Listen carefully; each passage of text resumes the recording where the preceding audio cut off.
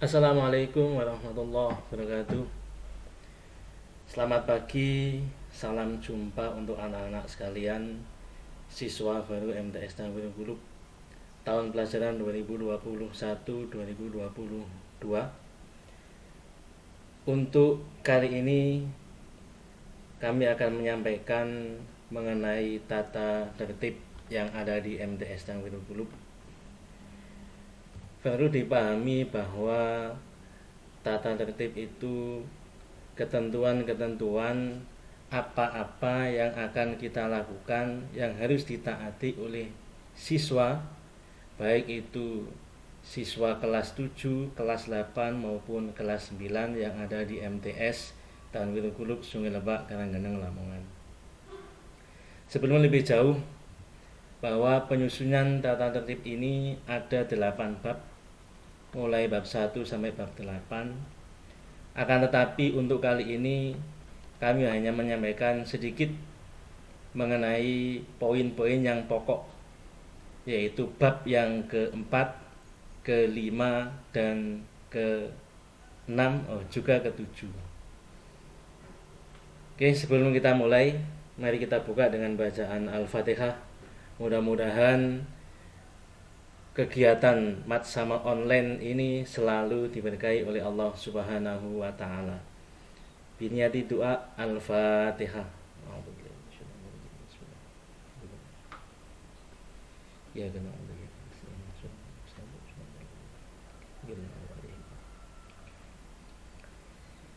Terima kasih.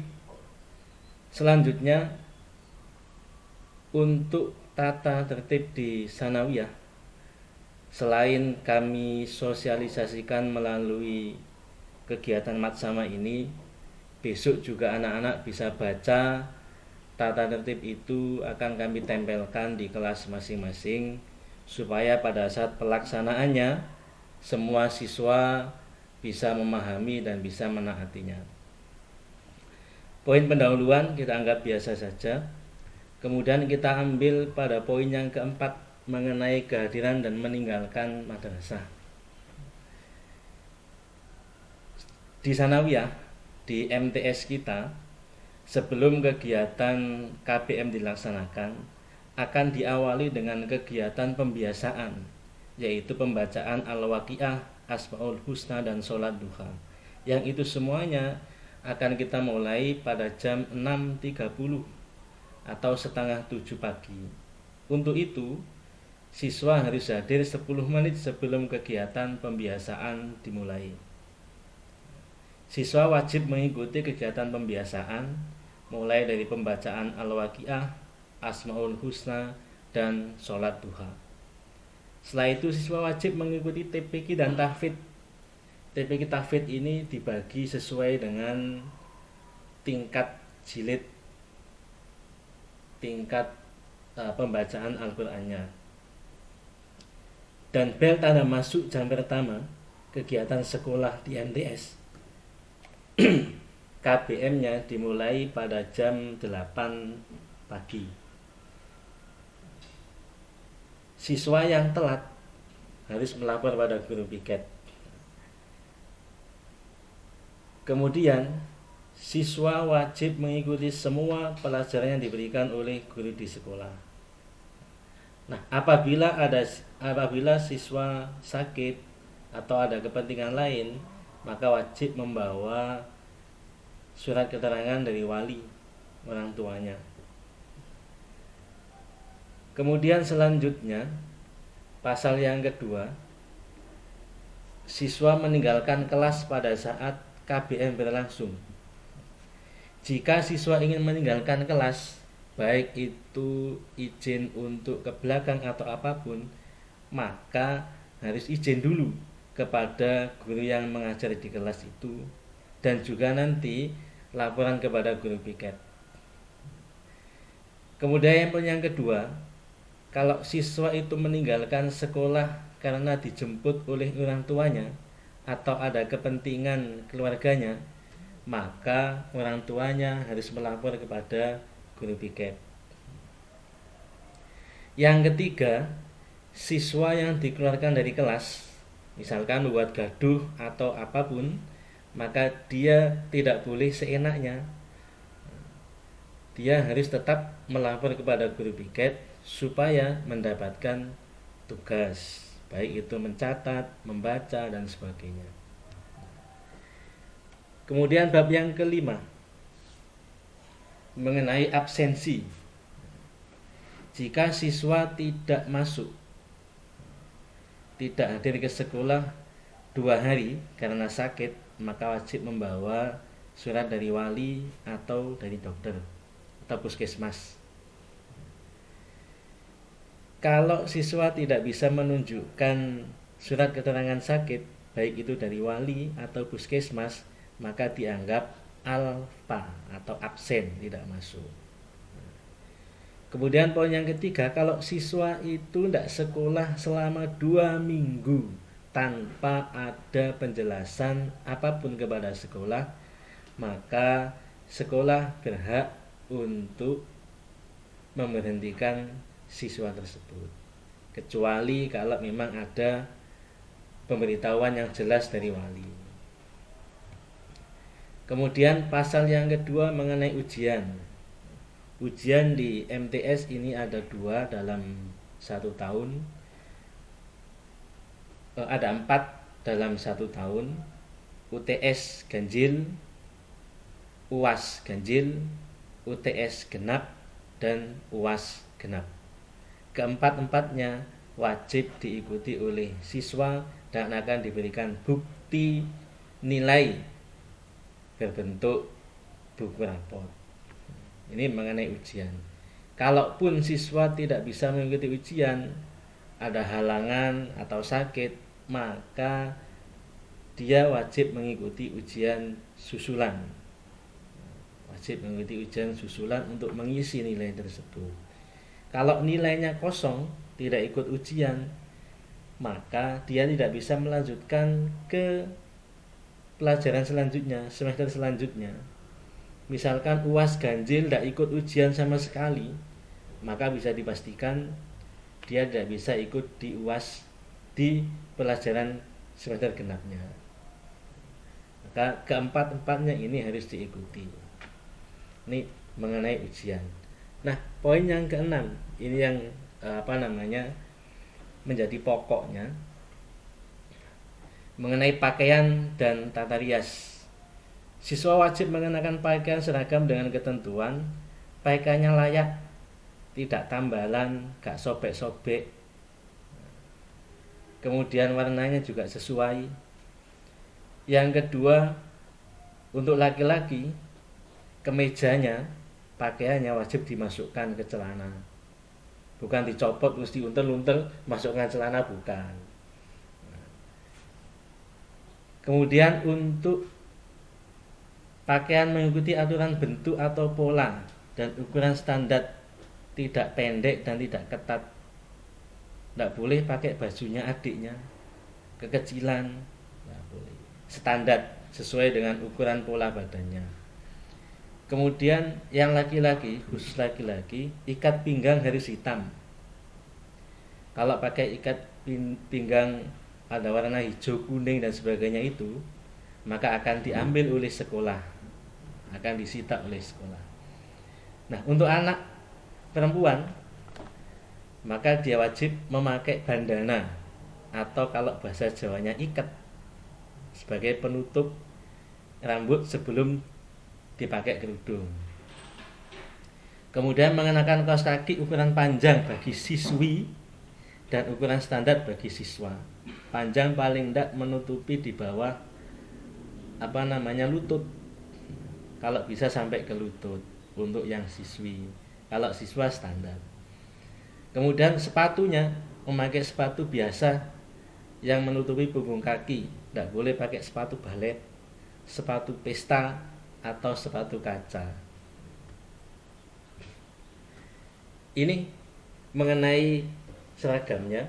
Untuk hari Sabtu dan Ahad pakai baju batik.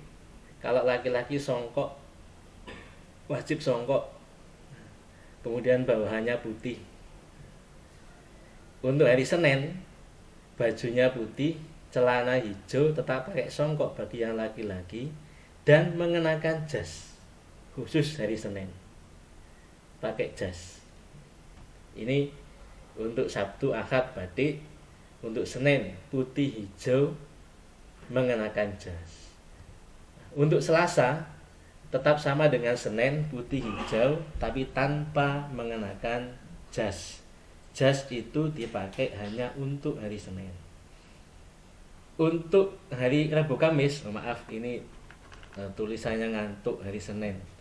Untuk Rabu Kamis, ini Rabu Kamis ya. Ini pakai pramuka lengkap, pakai kaju, hasduk, dan juga songkok untuk laki-laki. Ini mengenai pakaian atau seragam yang ada di Sanawiyah. Kecuali nanti kalau pas hari itu ada jadwalnya penjaskes, maka siswa atau siswi mengenakan kaos olahraga sesuai dengan jadwal penjaskes itu di hari apa. Ya. Selanjutnya mengenai tata rias. Yang laki-laki rambutnya pendek, tidak boleh melebihi alis mata untuk yang rambut depan.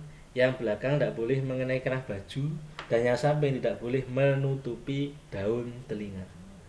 Kalau lebih dari itu, maka akan kita potong. Supaya bisa lebih rapi. Untuk yang siswi, kukunya tidak boleh panjang, biasa. Tidak harus mengenakan make up, bengesan, pakai sido, tidak boleh. Cukup sewajarnya saja. Tidak mengenakan perhiasan berlebihan, bawa kalung, gelang, dibawa semuanya, tidak boleh. Kalau anak perempuan pakai kaos, maka kaosnya tidak boleh melebihi bajunya, sehingga kaosnya kelihatan. Tidak boleh. Ini mengenai tata riasnya. Kemudian larangannya yang paling pokok di sini adalah jangan pulang sebelum waktunya. Istirahat sudah pulang, tidak boleh. Pulang ya kalau sudah semuanya mata pelajaran selesai disampaikan, baru pulang. Kemudian jaga kebersihan dengan membuang sampah pada tempatnya. Tidak boleh makan minum pada saat kegiatan belajar berlangsung. Tidak boleh buat gaduh, kemudian guyon, bergurau sehingga mengganggu kegiatan pembelajaran, tidak boleh. Memakai sandal, sekolah pakai sandal tidak boleh, tetap bawa sepatu. Membawa HP atau alat hiburan lain tidak boleh. Kegiatan apapun di sekolah, di MTS, baik itu kegiatan yang sifatnya ekstrakurikuler ataupun pembelajaran, tidak diperkenankan membawa HP. Kalau misalkan ada anak rumahnya jauh, kemudian non-mukim, tidak mukim di pondok, bagaimana Pak? Nah, kalau ada kasus semacam itu, tetap juga tidak boleh bawa HP. Kalau ingin menghubungi orang tuanya, maka bisa menghubungi TU untuk menyambungkan atau berkomunikasi dengan orang tuanya. Tetap dalam keadaan apapun, dalam kegiatan apapun, sarana hiburan dan HP tidak diperbolehkan di MTS. Kalau ada yang bawa HP, maka jangan menyesal kalau HP-nya tidak bisa kembali. Ini yang menjadi pokok-pokoknya.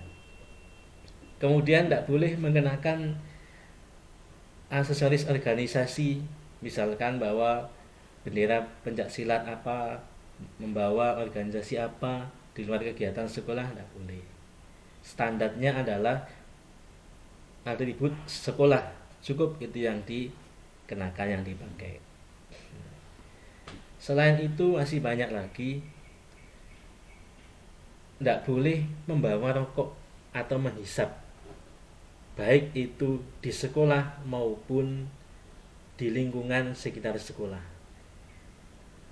Di rumah pun juga, kalau ketahuan Bapak Ibu Dewan Guru, maka di sekolah akan kita panggil. siswa MTS tidak boleh membawa ataupun menghisap rokok.